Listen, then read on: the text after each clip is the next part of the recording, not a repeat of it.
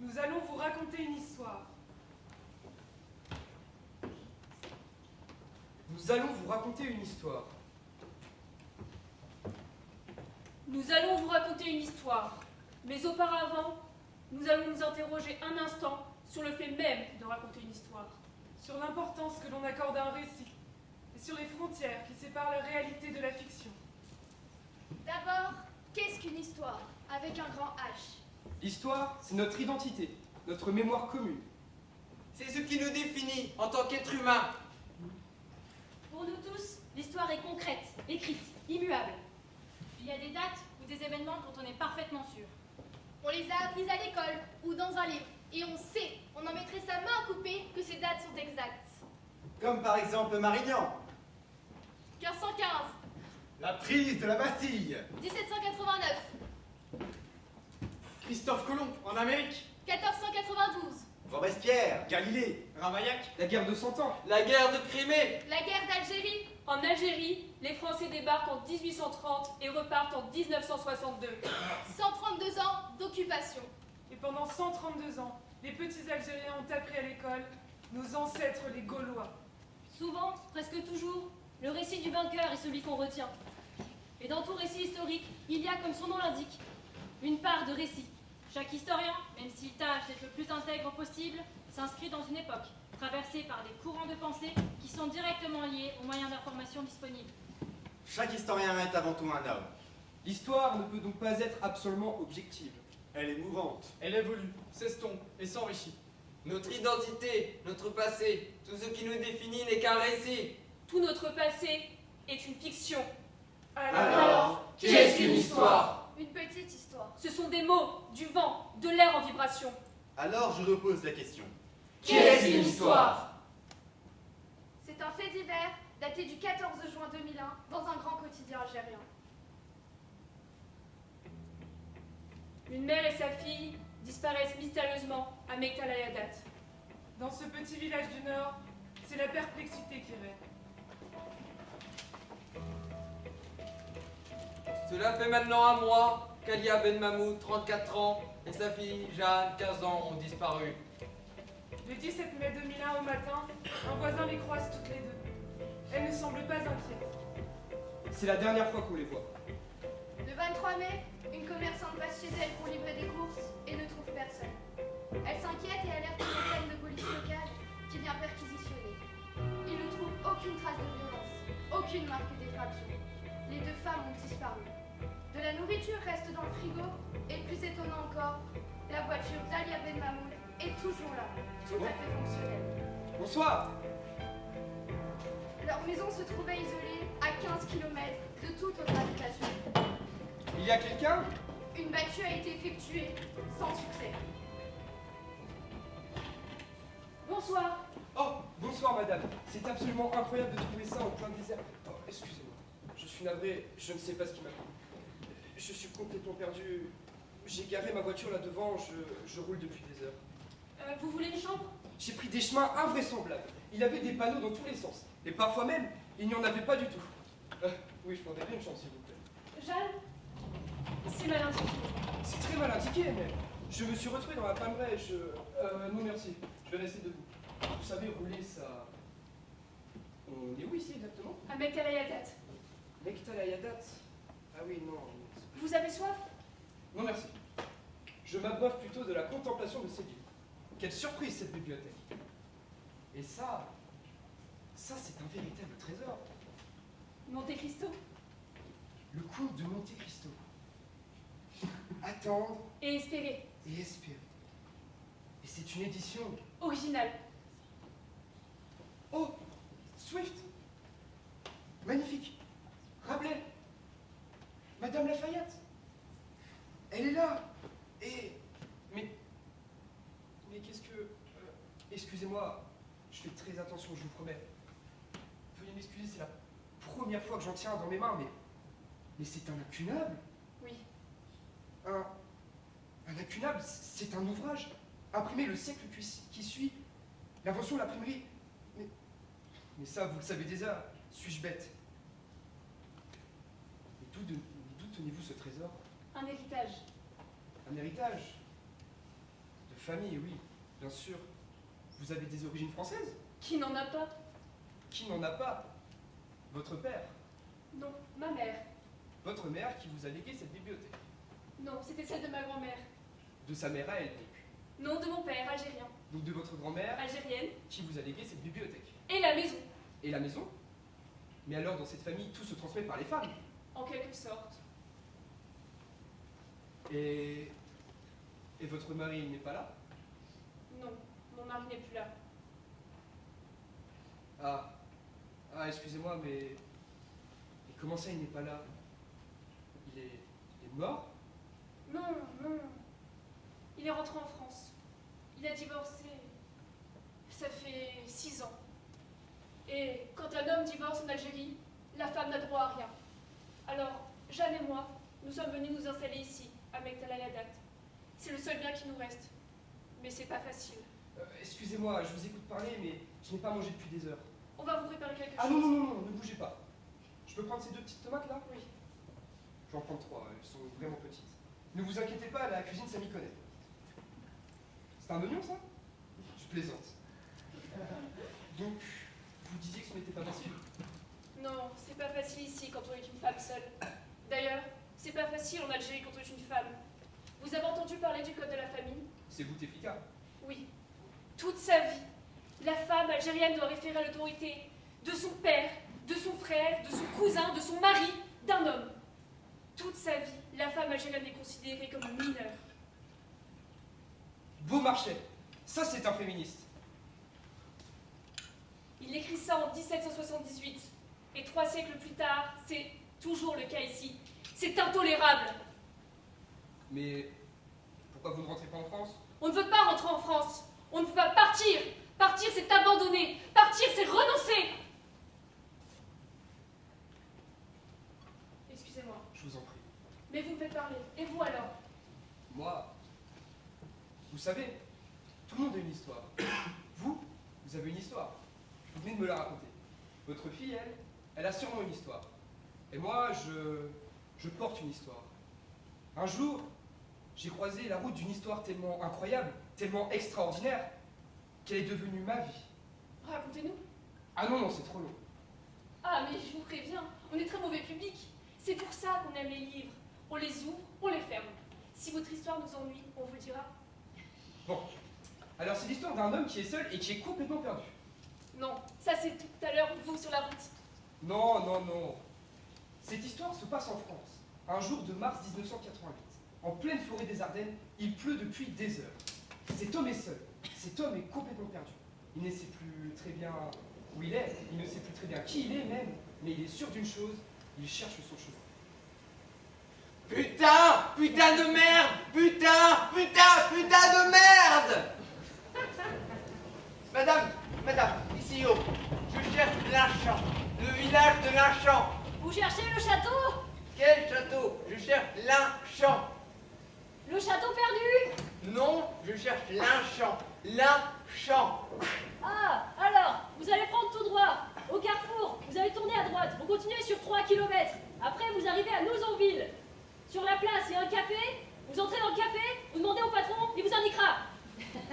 Non, non, non, je cherche Linchamp. Linchamp. Putain, putain, putain!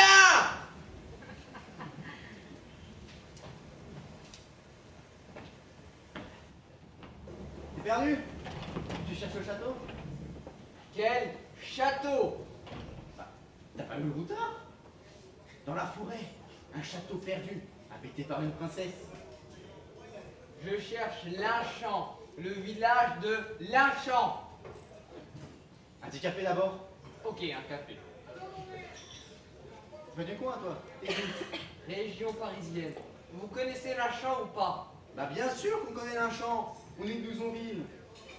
Bon, quand tu sors du café, tu fais première à gauche, première à droite. Ensuite, tu sors de Nouzonville. Tu fais deuxième à gauche, deuxième à droite. Et tu vas te retrouver devant un carrefour avec une vieille grange qui a cramé. Tu verras sur la droite à la départementale qui va vers Charleville.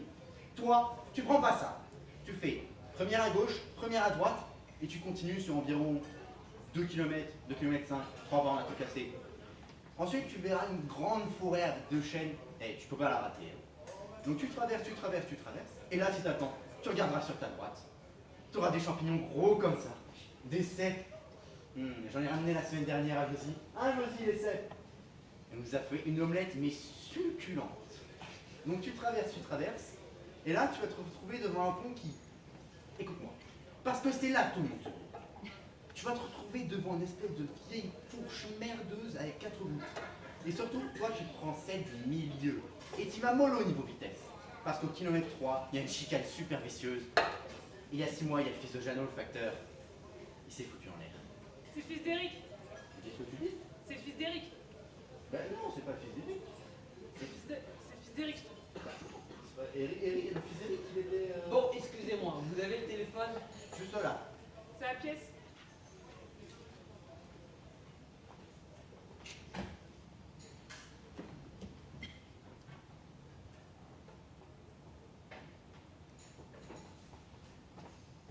Oui, allô? Allô, c'est lui, c'est moi. Mais t'es où là? Tu percutes que t'es pas allé chercher Justine? Je sais, n'en je peux suis plus. pas allé- Une fois, Je sais, je je te suis demande. pas allé chercher Une Justine, fois, je c'est te juste demande que- d'assurer Sylvie, et t'en es même écoute-moi pas 2 capable. secondes. Je n'en peux plus, j'en ai Sylvie, ras le bol. arrête, Ça fait arrête, 6 ans que je arrête, te traîne c'est pas le comme un moment, là. T'es un minable, Sylvie. un minable de mari, Sylvie. un minable d'homme, un minable... Comment Arrête, j'ai pu arrête, parler c'est pas avec le moment, là. toi? Je veux plus Sylvie. t'écouter, je veux t'écouter. Sylvie, tais-toi. Mais Sylvie, tu vas fermer ta gueule plus tard. Sylvie. Sylvie. Putain. Bon, t'es où? J'en sais rien, je me suis paumé, je suis dans un bled à Goussainville. Nouzonville. Ouais, bref, Nouzonville. T'es allé voir ton père? Mon père est mort. On m'a appelé ce matin. J'étais au boulot, il a fait une crise cardiaque, il est mort. C'est pour ça que j'ai pas pu aller chercher Justine. Ça fait 2 heures que je tourne en rond dans la forêt. J'en peux plus là. Allô? Sylvie? Allô? Si tu mets pas de pièce après 1 minute, ça coupe. Bon, pour l'instant, je t'explique. Alors, là.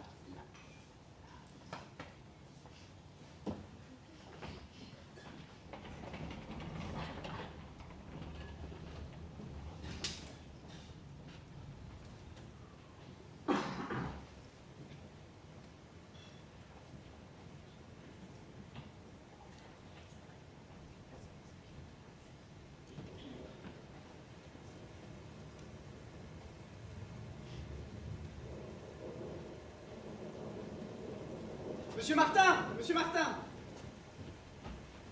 Vous êtes bien Monsieur Martin? Ouais. Maître Favreau, on s'est eu au téléphone pour... Bon, excusez-moi, est-ce que je pourrais avoir les clés? J'aimerais rentrer. Oui, mais je les ai pas sur moi, elles sont chez moi. J'habite juste en face. C'est pour ça que je vous ai vu par la fenêtre. Bon, on va quand même pas rester sous cette pluie, hein. Allez, venez avec moi. Ma femme a dû nous préparer quelque chose. Une petite boisson chaude.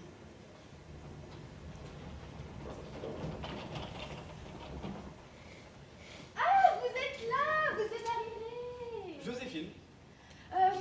Installez-vous, installez-vous. Je prends votre... Ça va, merci. Oh, qu'est-ce qui tombe, hein. Vous êtes sûr? Un petit café? Je viens d'en prendre un. Merci Joséphine, ça ira. Bon, eh bien, toutes mes condoléances d'abord, Monsieur Martin. Nous aimions beaucoup votre père. Nous avons un frère également, un frère aîné. Henri, oui. Ouais. Henri. Il vit aux États-Unis, je crois. Au Canada. Au Canada. Et vous avez réussi à le joindre? Oui. Tant mieux. Tant mieux. J'ai bien connu votre père.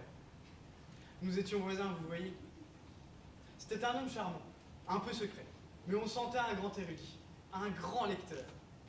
Il avait été aussi journaliste, il me semble, par le passé, avant de venir s'établir ici.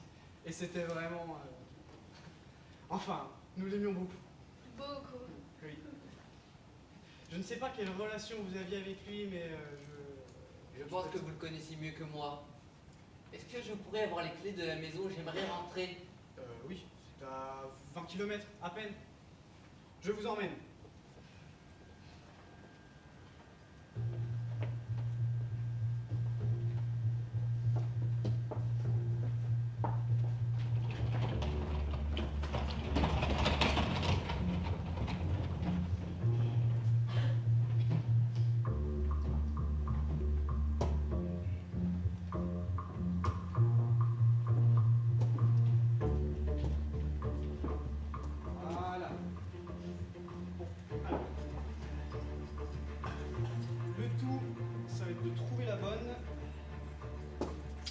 désolé, hein, je connais pas encore très bien ce trousseau.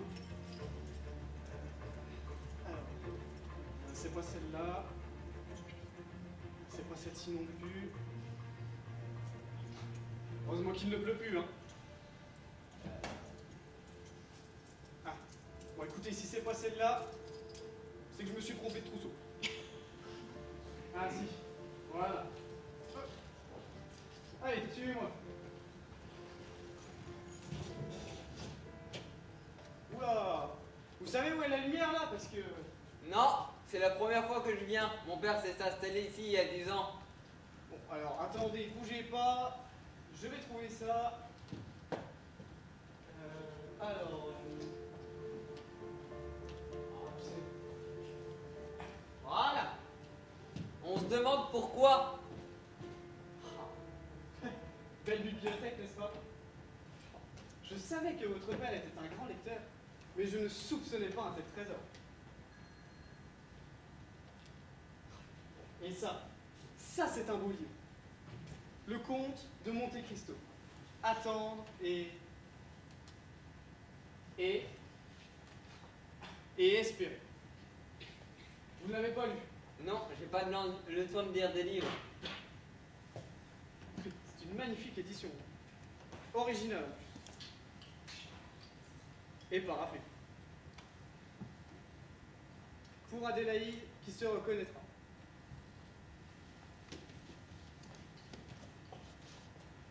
Bon, alors, concernant le testament de monsieur votre père, je ne peux pas vous en faire une lecture tout de suite, parce que votre frère n'est pas là. Mais, je peux vous en livrer, officieusement, une partie de son contenu, parce que votre père m'en avait beaucoup parlé avant d'en établir sa rédaction définitive. Je suis navré de vous le dire, mais il n'y a pas que des bonnes nouvelles. Il y a surtout des dettes. Mais non, c'est pas des grosses dettes, hein, des petites dettes, ici ou là, surtout à des librairies. Alors on vendra la maison. Ah non. Non, ça c'est pas possible, parce que votre père n'était pas propriétaire de la maison. Il la louait. Alors on vendra les bouquins. Il y a une dernière volonté. Je ne peux pas vendre les livres. Oh non, non, non, les livres, vous en ferez ce que vous voudrez. Non, votre père a souvent exprimé, à plusieurs reprises, le souhait très vif d'être inhumé ici même à Linchon. Quoi? Votre père désirait être enterré à Linchon. À Lachamp. À Linchon, oui. À Lachamp, ici. Il n'y a à ma connaissance qu'un seul Linchon en France. Hein.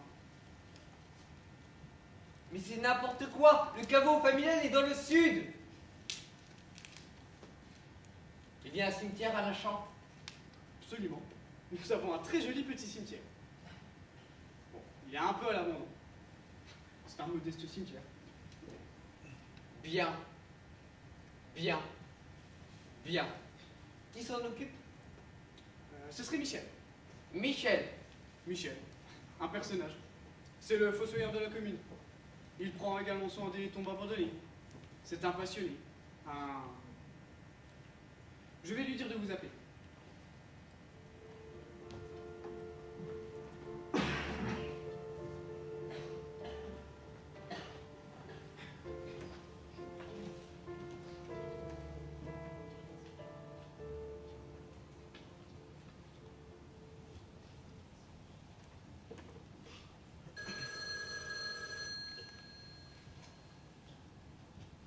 Allô? Allô? Allô? Allô? C'est Michel, Michel Le Boreux. Hein? Michel, c'est Michel. Ah, Michel. Oui, Michel. Il y a un problème. Pour votre père, il y a un problème. Ah, mais il est quelle heure, là? Le cimetière est complet. Il est plein et il est complet. Le cimetière est complet. Ah bah vous savez, c'est un petit cimetière, hein. Ça quand on tombe à pleine, il n'y a plus de place, hein.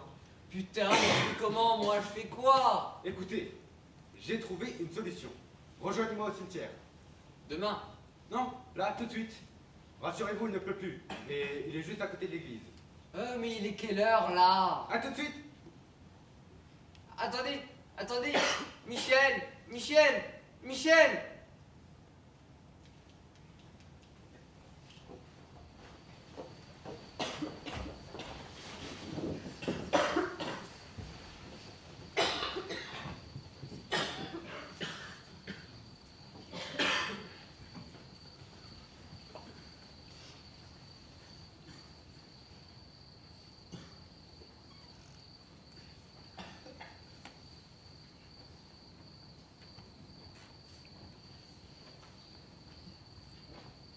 Monsieur Martin. Bonsoir. Michel Le Boreux. On se tutoie, hein? Oh, c'est cool ce que tu ressembles à ton père, toi. La lampe. Oh, excuse-moi. Viens, c'est par là. Bonsoir, madame Bellechasse. Bien le bonsoir, monsieur le gendre. Regarde. Marche pas sur madame Bellechasse. Tiens. T'as pas peur, hein? Faut pas avoir peur. Ce cimetière, c'est comme chez moi. Est-ce que tu savais jusqu'au 19e siècle, les cimetières étaient des lieux de vie. On y faisait pousser le linge, on y faisait pousser des fruits, on y dansait, on y forniquait même. Les prostituées, elles emmenaient leurs clients là-bas. Michel. C'est ton père qui m'a appris ça. À l'époque, les vivants étaient en totale harmonie avec les morts. Aujourd'hui, les morts, on les respecte trop. Comme des pièces de musée. Michel. Ton père, lui, il m'a appris à accepter mon héritage et en être fier. Mon père était fossoyeur, moi je suis fossoyeur, et j'en suis fier, mon pote. Et aujourd'hui, je vais enfin pouvoir remercier ton père pour m'avoir appris cela. Ah, elle est là. C'est la plus vieille tombe du village. Elle a d'ailleurs plus de 100 ans. Et c'était sa préférée. Antes. Antes, A-N-T-E-S. Cela fait 25 ans que je travaille ici et personne n'est jamais venu la fleurir. Qui que soit monsieur Antes, ça fait belle lurette qui n'a plus de descendants. Bon, on vire la pierre tombale, on déterre le cercueil et on l'enterre à côté du cimetière. Mais Michel, on peut pas faire ça. Oh, ça va, je connais bien les morts. Au bout de 100 ans, c'est plus que de la poussière et des os. Eh ben, il n'y a plus de place au cimetière de Linchamp. Eh ben, on va en faire de la place pour ton père. Allez, viens, mon pote, j'étais pas dans la réserve. Putain.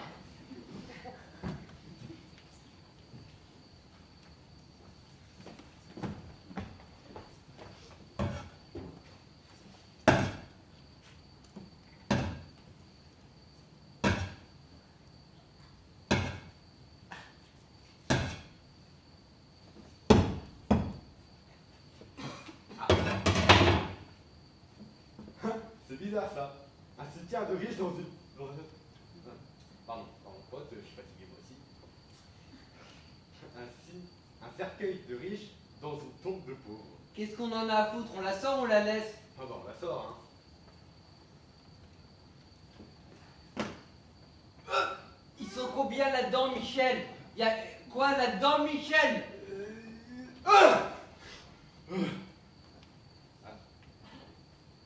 C'est pas possible. Quoi? C'est pas possible. Quoi? C'est rempli de livres. Des livres? Des livres? Quoi des livres? Comment des livres? Pourquoi des livres? Et cet Antes, c'est celui qui est enterré là ou celui qui a mis le livre dedans? Je n'en sais rien. Comment ça, vous n'en savez rien? Je n'en sais rien. C'était des livres, la tombe était libre, on a enterré mon père. Mais les livres, ils les ont ouverts? Mettez-vous à ma place. J'étais en plein divorce. Mon père venait de mourir. On creusait une tombe en plein milieu de la nuit, en pleine forêt des Ardennes. Attendez, je ne croyais que c'était pas votre histoire. Moi, je pensais que vous étiez le notaire. Le notaire? Mais non. C'est vous, monsieur Martin? Ce type-là, c'est vous? Oui, c'est moi. Mais j'étais un autre homme, j'étais perdu, j'étais fatigué. Mais là, oui, j'étais un autre homme. Mais là, je suis fatigué. Je suis fatigué, j'ai roulé toute la journée. Je vais aller me coucher. Oh non! On veut savoir la suite de l'histoire. Pourquoi vous riez? Mais parce que c'est Dumas, c'est Dumas. Quel rapport avec Dumas? Tout à l'heure, vous étiez là en train de me dire on est très mauvais public, cela ne nous intéresse pas. Et là, maintenant, vous êtes prêt à me déchiqueter pour avoir la suite de l'histoire. Et ça c'est le principe même du feuilleton tel que l'a inventé Dumas. Le suspense en bas de page qui vous fait acheter le chapitre suivant. Comme dans Les Trois Mousquetaires, 20 ans après, On Barjolin. s'en fout de Dumas. On veut la suite de l'histoire. D'accord, d'accord. Des livres? Quoi? Des livres? Pourquoi des livres? Comment des livres? Et c'est qui cet Antes? Celui qui est enterré là? Ou celui qui a mis les livres? J'en sais rien. Mais les livres, tu veux pas les ouvrir? On s'en fout des livres. Mon père vient de mourir. Je suis en plein divorce. Et je suis en train de creuser une tombe au milieu de la nuit, en pleine forêt des Ardennes. Dans la boue, à espérer que la pluie se remette pas à tomber. Attends, mais les livres, ça se trouve, ils ont plus de 100 ans. J'en ai rien à foutre des livres. Moi, je me lève à 5 h du matin pour aller couper de la viande. Et quand je rentre le soir, tout ce que je veux, c'est allumer la télé pour m'endormir devant, parce que j'ai le dos cassé. Tu comprends? Le dos cassé! Ah bah, ouais, ok, ça va, c'est bon, toi, calme-toi. Bon, bah du coup, on fait quoi? On les jette? Prends-les, ils sont à toi. Ah non! C'est ton père qui va atterrir là, donc c'est ton héritage, c'est tes livres. Ok, ok. On les met dans le coffre de ma voiture. Ça marche? Ça marche.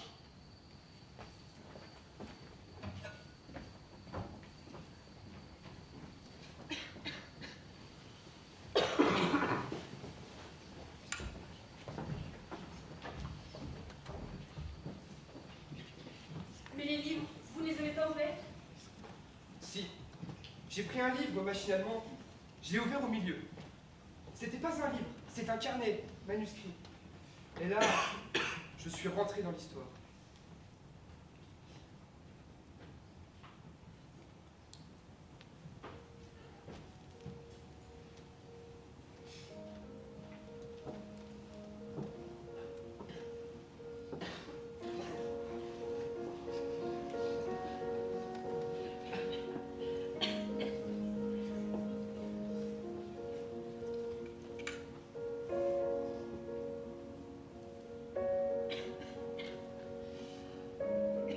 Le trésor des Saxe de Bourville est ici. Après un voyage de 10 ans, après une quête qui m'a mené aux confins de ce monde nouveau, je touche au but. Nous touchons au but. Les Français sont loin derrière. Les Prussiens ne savent même pas que nous sommes en Alger. Nous sommes les premiers à atteindre la fontaine, le Sidi Zouaoui.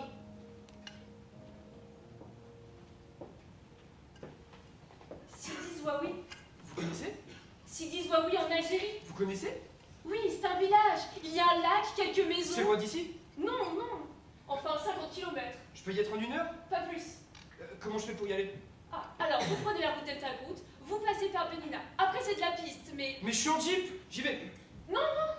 Attendez. Je veux la suite de l'histoire.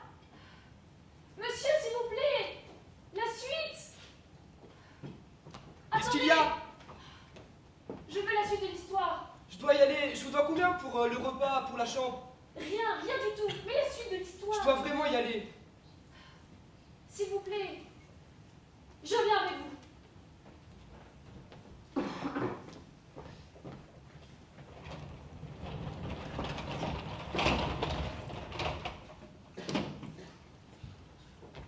Et votre fille? Jeanne, je viens aussi. Parfait. Nous sommes de retour dans 3 heures. Jeanne, monte dans le coffre. Et après, Après j'étais harponné. Je me disais, qu'est-ce que c'est que ces carnets? J'ai regardé la date, 1832. 1832. 1832. 1832. C'est le début de l'invasion française en Algérie. J'ai ouvert chaque carnet. C'était tous des carnets, manuscrits, avec la même écriture. Une femme, une vie entière racontée dans ces carnets. Comment s'appelait-elle? J'ai regardé la date, à chaque début de carnet. J'ai trouvé le premier, le 17 mai 1822. 17 mai 1822.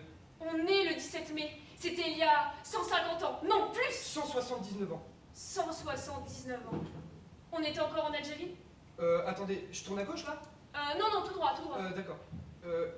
Qu'est-ce que je disais? Le premier carnet. Ah oui, le premier carnet.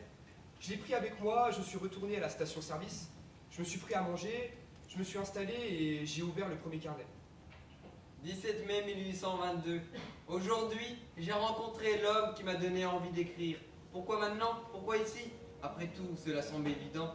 C'est ici que tout commence. C'est aujourd'hui, dans cette diligence. Le temps est médiocre, il pleut à grosses larmes.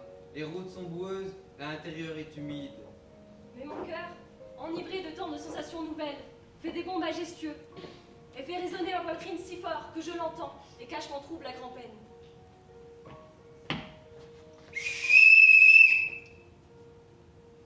Villers-Cotterêts, Villers-Cotterêts. A crié le cocher. Un homme est monté. Nous sommes deux dans la diligence qui m'emmène vers le commencement de tout.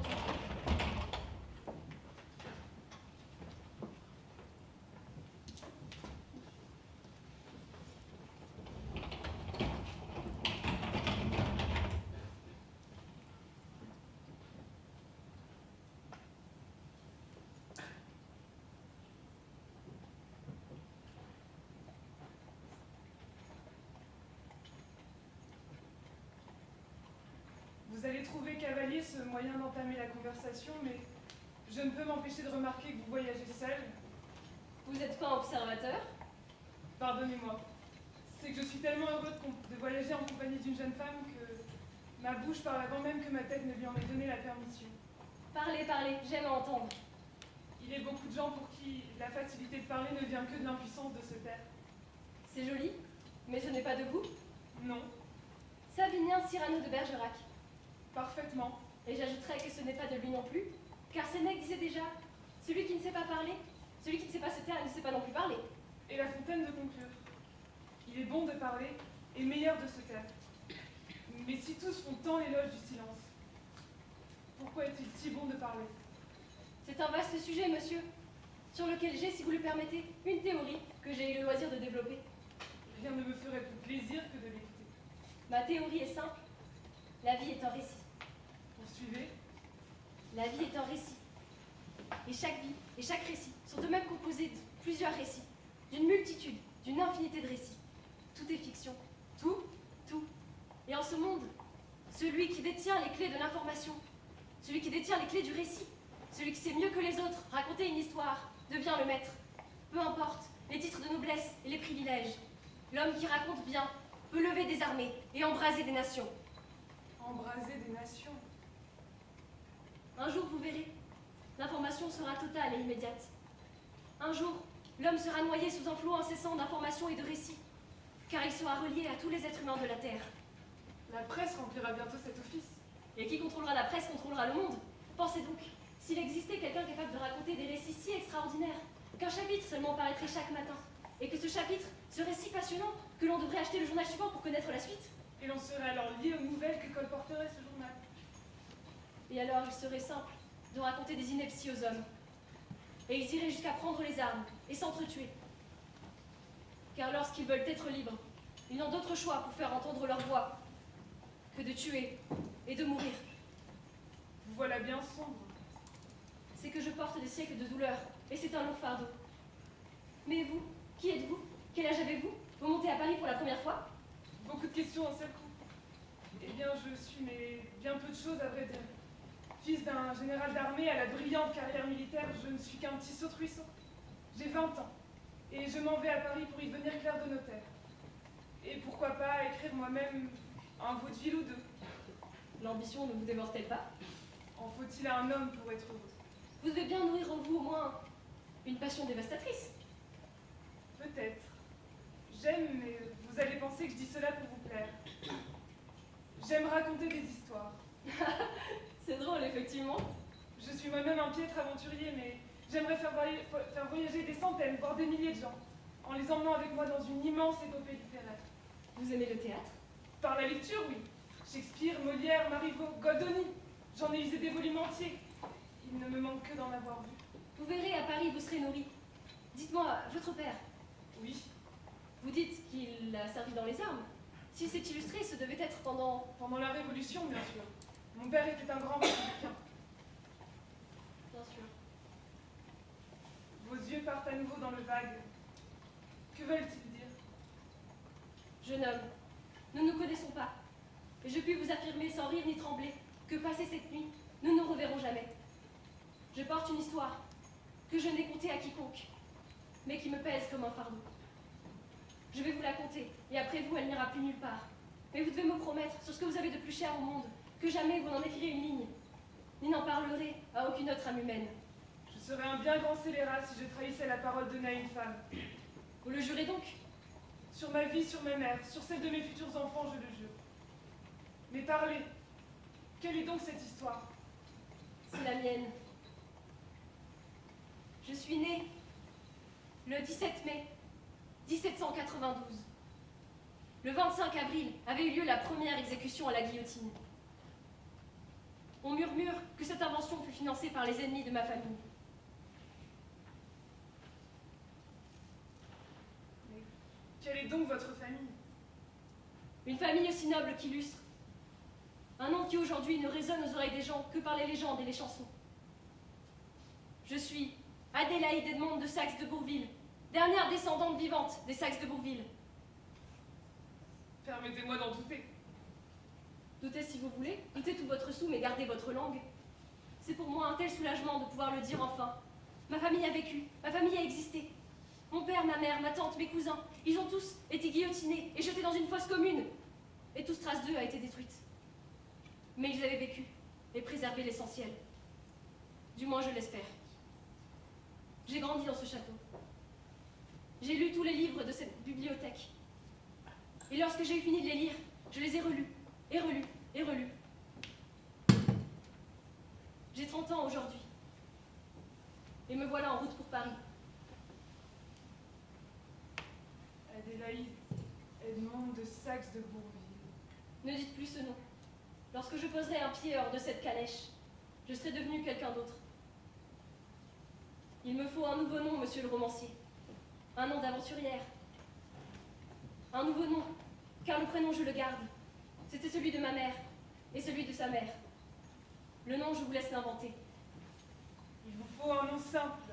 Oui, Un nom d'aventurière. oui. Un nom anglais peut-être. Non, l'Angleterre ne me tente pas, je n'ai pas l'air d'une anglaise. Espagnol alors? Mieux, Montoya, Ferreira, Montes. plus simple encore. Antes. Antès? Antes. A-N-T-E-S. Nous arrivons à Paris.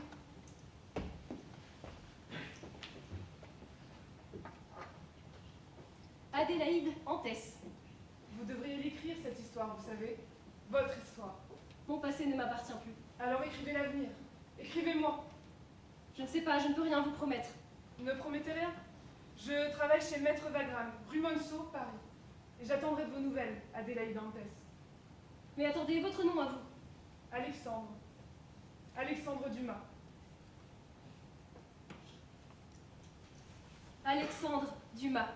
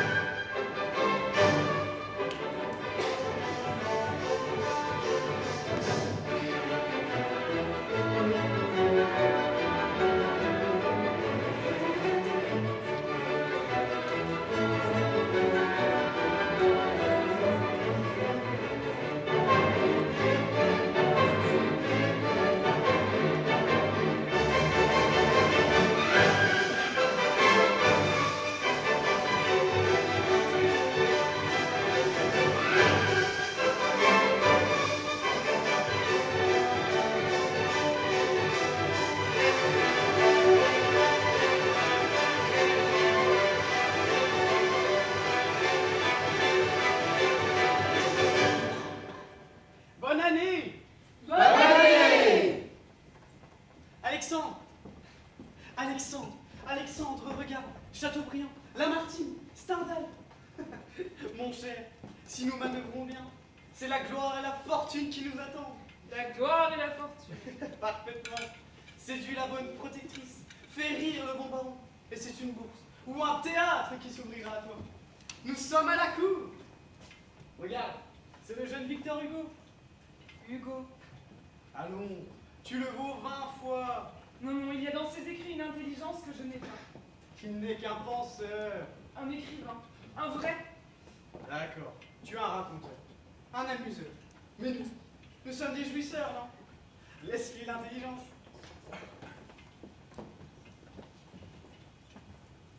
On dit que le roi va peut-être passer. Je me fiche bien du roi Eugène. Tu as encore reçu un carnet. Une lettre cette fois. Alexandre, tu es amoureux d'une chimère. D'abord, elle est vieille, elle a 40 ans. 38. Ensuite, tu ne l'as vue qu'une seule fois. Et tu ne l'as même pas connue bibliquement. Je la connais mieux que cela. Je la connais intimement. Elle me raconte ses voyages, ses pensées, ses envies, ses désirs. Elle a tout fait, Eugène. Elle a traversé la Chine, les Indes, les Amériques. 20 fois, elle a frôlé la mort et 20 fois, j'ai tremblé pour elle. Monsieur Dumas tremble pour une invention. Qui te dit qu'elle ne t'envoie pas ses lettres de Bretagne, bien au chaud dans un fauteuil? Tiens, elle a croisé sur sa route un certain Pierre Picot. Tu en as entendu parler? Fiction, sans doute. Un roman extraordinaire. Un cordonnier envoyé en prison suite à la conspiration de ses prétendus amis. Il y reste 7 ans. 7 ans. Se lie d'amitié avec un prêtre italien, un voisin de cellule qui, à sa mort, lui lègue une fortune colossale. Extraordinaire, n'est-ce pas? A-t-elle au moins trouvé son trésor, cette Adélaïde? Moins fort, Eugène. Elle est sur sa piste et elle s'y rend au moment où nous parlons. Alexandre, Alexandre, Alexandre. J'ai de la peine à te voir comme ça. Une bonne fois pour toutes. Le trésor des Saxes de Bourville est un mythe. Les Saxes de Bourville eux-mêmes sont un Ne mythe. prononce pas ce nom ici. Saxes de Bourville, Saxes de Bourville, Eugène. Saxes de Bourville. C'est la fête. Tout le monde s'en fiche comme d'une guine. Eugène. Le champagne en sourd. Bonne année. Bonne année. Bonne année! 1830 sera une année de paix. Je te le dis, une belle année de paix. Monsieur Dumas, C'est moi. vous êtes prié de rejoindre le petit salon au fond du couloir à droite. On vous y attend. La gloire et la fortune, Alexandre.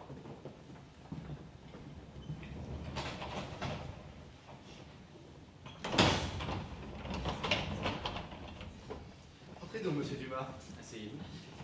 Puis-je vous proposer quelque chose à boire? Merci. J'ai assez bu. Votre ami parle fort, et beaucoup. Que savez-vous des Saxes de Bourville? Ne perdez pas de temps à nier. Tout ce qui se dit dans ce palais n'est immédiatement rapporté. Je sais qu'il s'agit d'une légende. Laissez-moi vous raconter une histoire.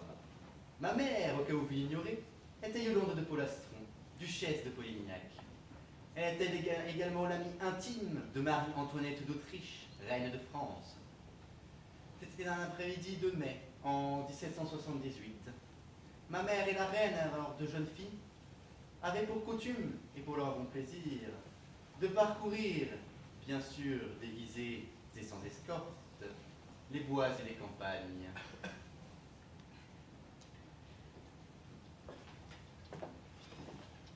Bien, rentrons, Majesté. La nuit est en train de tomber. Savez-vous bien le chemin du retour, Yolande? Je le crois, oui. Je n'en suis pas si sûre. Ce devait être par ici, Yolande. Majesté, êtes-vous bien? Je ne sais pas, Majesté! Majesté! Oh là! Oh là! Quelqu'un!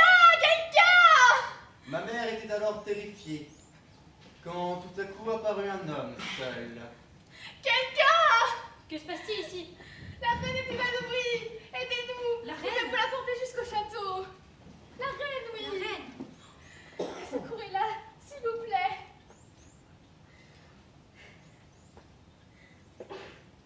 Inutile de la porter, elle respire.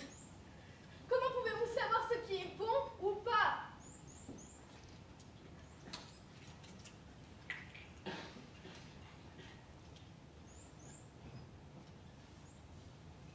Buvez, madame. Madame! Monsieur, pour ce madame, un cachot pourrait vous attendre! Taisez-vous, je vous prie. Allez-vous mieux? Je le crois, oui. Mais enfin!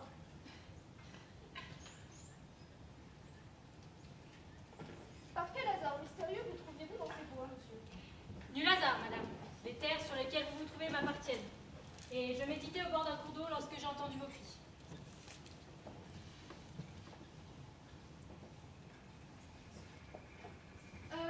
Mais êtes-vous médecin? De quel mal souffre la reine? Avant de repartir, défaites un peu votre corset. Il comprime votre poitrine et induit l'évanouissement. Et la reine ne souffre de rien. Mais dans quelques mois, le royaume de France aura un héritier ou bien une héritière. Mesdames, Encore ce mesdames, quelle impolitesse! Est-ce possible? N'en croyez rien, Altesse. Cet homme a fabuleux. Yolande, chaque prédiction de cet homme s'est révélée exacte. Vous le connaissez donc? C'est un homme qui m'effraie autant qu'il me fascine. On le dit sorcier et immortel. Quel est son nom? Il en possède plusieurs, comme Joseph Balsamo,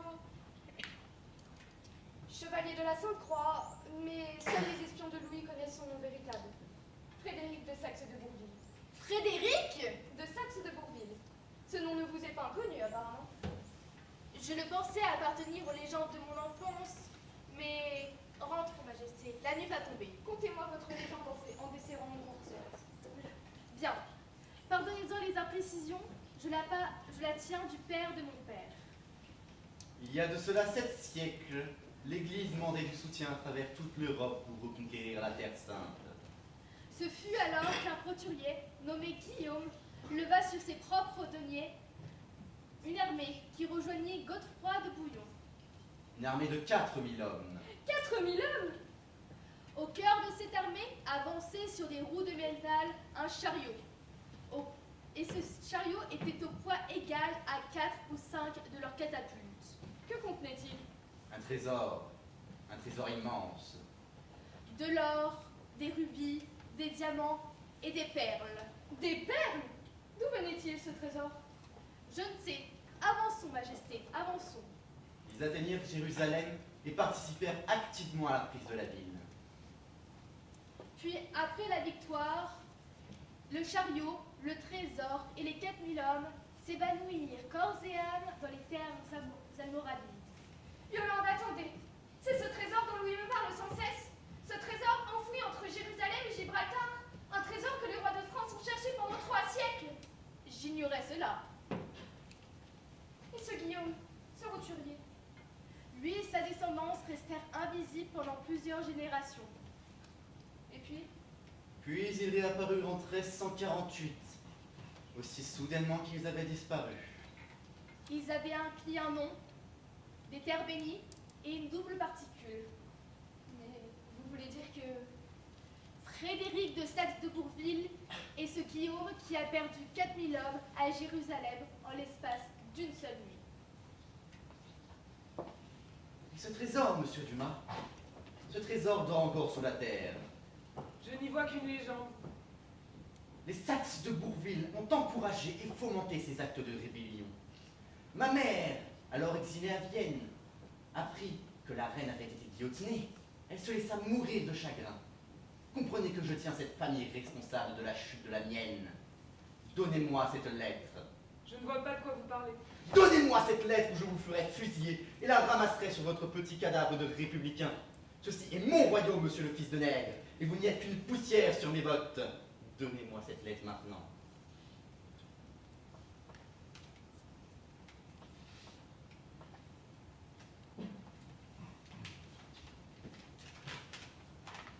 En Algérie, le trésor des Saxes de Bourville est en Algérie. Arrêtez la voiture! Pardon? Arrêtez la voiture! Vous êtes en train de me dire 132 ans d'occupation, de bataille, de massacre, pour un trésor, Non. pour une histoire? C'est un avion là-bas? Il y a un aéroport ici? C'est une petite piste, un avion de tourisme. Et le carnet alors? Vous l'avez lu? C'est le propriétaire de l'avion? Comment s'appelle-t-il? Mokhtar. Mais vous trouvez pas ça un peu gros? Je ne vous demande pas d'y croire. Bonjour, monsieur Mokhtar. Je suis Martin Martin.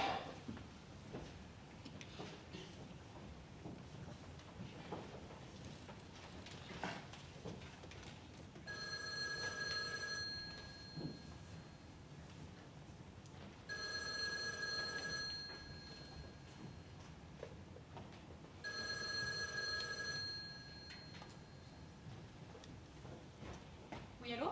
Allô Sylvie, c'est moi. Non, attends, raccroche pas, s'il te plaît, raccroche pas. J'ai le droit qu'à un seul coup de fil. Je pourrais pas te rappeler après. Je voulais te dire 3 choses. La première, c'est que j'ai enterré mon père. La seconde, même si elle est dure à croire, c'est que je t'ai aimé et que j'ai tout fait pour être le père que Justine méritait. Mais je suis pas son père et je sais pas faire. Et j'y arrive pas. Écoute Sylvie, je vais essayer d'être le plus concis possible. Avant de te rencontrer, j'ai fait pas mal de conneries. Je buvais beaucoup, j'ai volé des voitures, j'ai fait un peu de prison. Pas suffisamment, mais beaucoup. Mais suffisamment pour me retrouver tout seul. Et c'est là que t'es arrivé. Et honnêtement, sans toi, je ne sais pas où je serais aujourd'hui. Mais là, je suis au poste, dans les Ardennes. Et ils m'ont confisqué la bagnole. Et la bagnole, comme tu le sais, je l'avais achetée à Julien. Et Julien, il avait volé. Et ça, je le savais. Ça s'appelle du recel. Ça s'appelle une récidive. Et ça va me faire plonger pour un enfer. Et je veux pas. Et je veux pas aller en prison pour un an. Alors, je pars. Martin, Je quitte le pays. Je pars. Je sais pas où. Et je sais pas si je vais revenir. Mais je pars. Voilà, le flic commence à me faire des signes. Alors, pardon. Je te demande pardon. Pardon d'avoir été ton boulet. Dis à Justine que je l'aime. Je sais pas, invente un truc, lui dis pas que je vous ai quitté. Sylvie, t'es toujours là? Oui. Je voulais te dire une dernière chose. Je t'ai piqué 5000 francs. Fermez les portes. Vous avez vérifié le moteur. Mais Jeanne, Parfait. 5000 francs. De 1988, ce n'était pas énorme. Voyons, en dinars, ça ferait... Mais Justine, ce n'était pas votre fille? Si je multiplie par 100... non, c'était celle de Sylvie. Donc, je disais, le lendemain, j'ai quitté la France. Qu'est-ce que vous faites? Ah, oui, j'ai négocié pour faire un petit tour de piste. Je le paie à l'atterrissage. Maman, j'ai peur. Vous lui parlez 5 minutes et il vous confie son avion. Que voulez-vous? Si je crois savoir faire une chose, c'est raconter des histoires. Maman, j'ai peur. Et puis, j'ai laissé ma Jeep en caution. Mais Laissez-nous descendre de l'avion. vous savez piloter? Oui, j'ai pris quelques cours par correspondance. Check, check. Maman? Laissez-nous descendre. Ah non, le moteur est prêt. Et les ceintures, alors. Donc, je vous disais, le lendemain, j'ai quitté la France. Concentrez-vous sur l'avion. Ne vous inquiétez pas, j'ai déjà fait ça plusieurs fois. Combien de fois? 2 fois, tout au plus. Et les rétros, vous les avez sortis? Le rétro? Attention, je mets les gaz! Quel rétro? Je plaisante!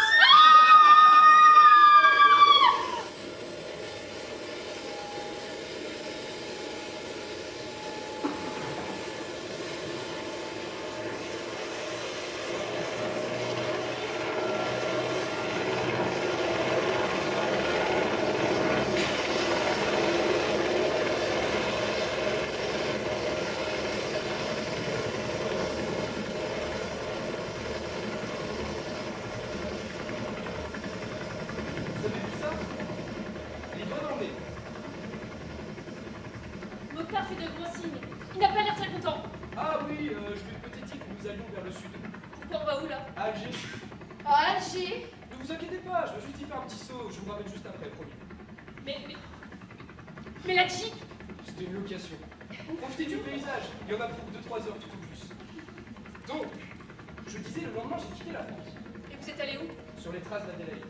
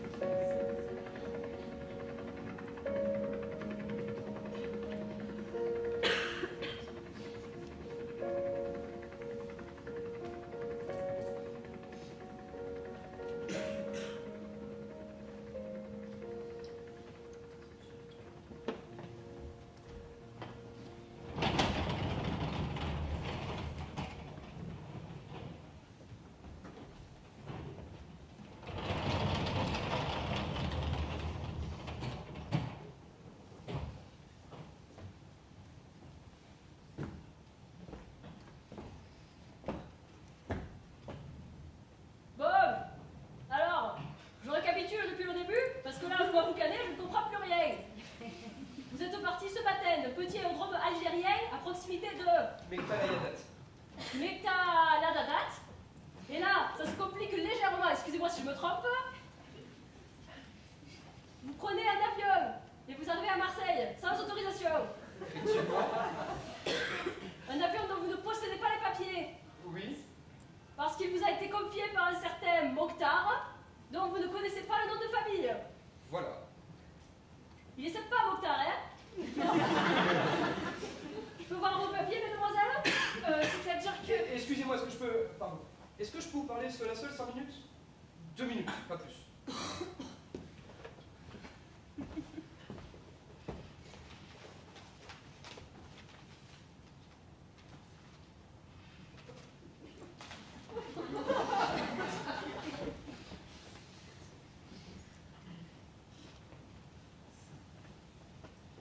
Je ne comprends pas. Je ne comprends pas. Quoi donc? Vous avez volé un... Excusez-moi. J'ai pas mes papiers. Vous avez volé un avion. Emprunté. Vous parlez 2 minutes à la douanière et elle vous laisse partir. Que voulez-vous? Si je crois savoir faire une chose... Raconter des histoires, oui, oui. Jeanne, Qu'est-ce que tu fais? Je reste ici à Marseille. Papa est d'accord. Je veux rester au lycée ici. Et moi, je repars au Canada. Je dois retrouver mon frère, lui expliquer, lui raconter. Voulez-vous venir avec moi, Alia? Pardon? Au Canada, voulez-vous m'accompagner? Je n'ai pas mes papiers. Ce n'est que ça. Regardez, nous sommes dans un grand port. Vous voyez ce voilier là-bas? Je suis sûr que je peux le persuader de nous prendre avec eux. Vous ne savez même pas où ils vont. Je n'ai qu'à leur demander. Maman, tu ne peux pas aller avec lui. Toute son histoire n'est qu'une histoire. Tu ne sais pas si c'est vrai. Et si je peux y croire? Si je choisis d'y croire, moi? Monsieur Martin, si vous réussissez à convaincre cet équipage de nous prendre, je vous suis. Tenez, Jeanne, j'ai quelque chose pour vous. Cela fait 17 ans que je le garde sur moi par tous les temps. C'est le carnet que j'ai pris avec moi avant de me retrouver au poste. C'est le dernier carnet d'Adélaïde. Faites-en ce que vous voulez. Il est à vous.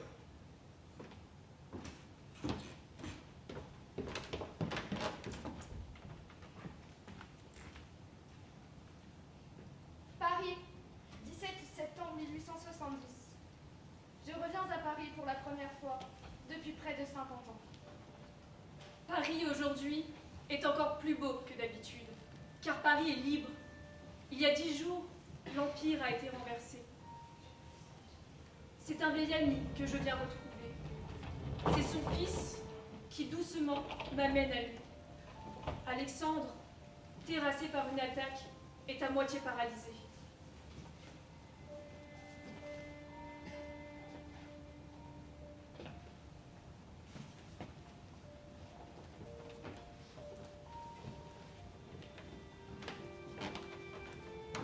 Il y a eu un accident.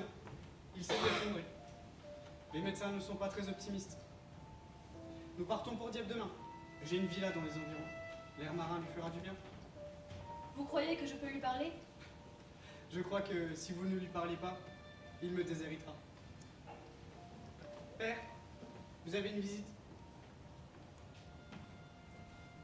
Cher ami, Ah, madame, je vous ai tant attendu.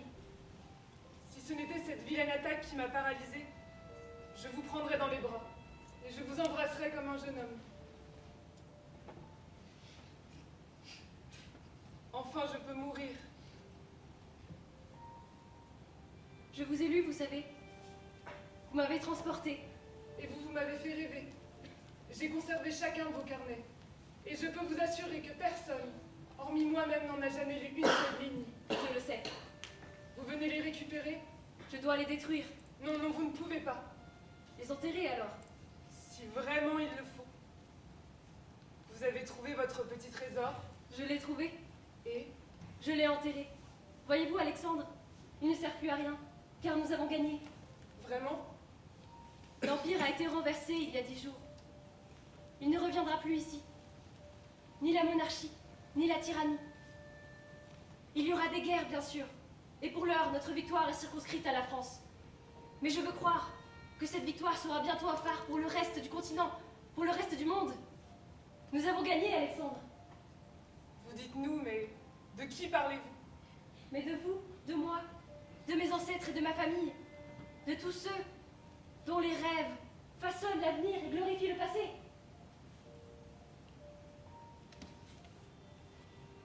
Que vous êtes belle, Adélaïde. Veuillez cesser, Alexandre. Ah, ça jamais. Pour la guerre, il suffit. Mais pour l'amour, il ne faut jamais cesser d'aimer.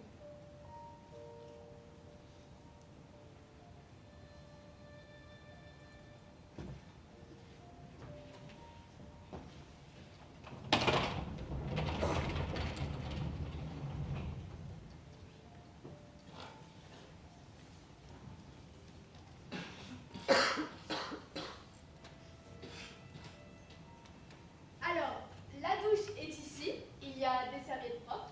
Si vous avez besoin de quoi que ce soit, appelez-moi. Et on lève l'encre dans 10 minutes. Comment avez-vous fait? Que lui avez-vous dit? Peu importe. Je veux la suite. Je veux la fin de l'histoire. Tenez. Dans une de mes mains, il y a une pièce. Si vous tombez dessus, je continue mon histoire. Encore. Encore une fois.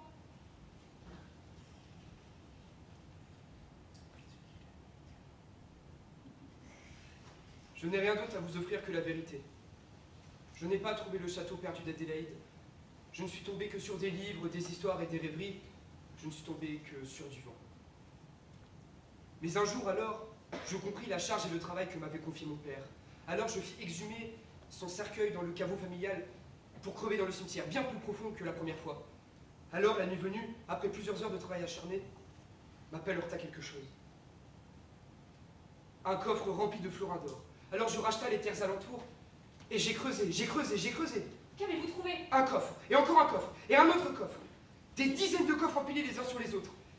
Chaque coffre contenait la fortune d'un petit pays. J'étais riche, immensément riche. Mais cette fortune ne m'appartenait pas. Alors, comme j'ai cherché ce trésor, je suis allé chercher son héritière. Adélaïde a eu un fils. De qui? Je ne sais pas. Mais eux ensemble, ils ont eu une fille qui a épousé Youssouf Ibrahim Jawad, un poète algérien. Les deux ont eu 3 enfants. Le deuxième, Yasmina, une fille, qui a épousé Hussein Ben Mahmoud. Tardivement, ils ont eu un fils, Kateb Ben Mahmoud. qui a épousé une Française. Sophie Marty. Ensemble, ils ont eu un enfant, une fille, Alia. Je suis le porteur d'histoire. Je suis le fils, le petit-fils et l'arrière-petit-fils de raconteurs et de porteurs d'histoire. Et vous, vous êtes Alia Ben Mahmoud de Saxe de Bourville. Non. Vous possédez une fortune immense, inestimable, le pouvoir d'influencer le monde, de lever des armées et d'embraser des nations. Ce ne sont que des histoires. La Jeep vous appartenait, l'avion également et ce voilier aussi. Vraiment? Un jour, Jeanne suivra votre voie. Après elle, sa fille, et sa fille après elle.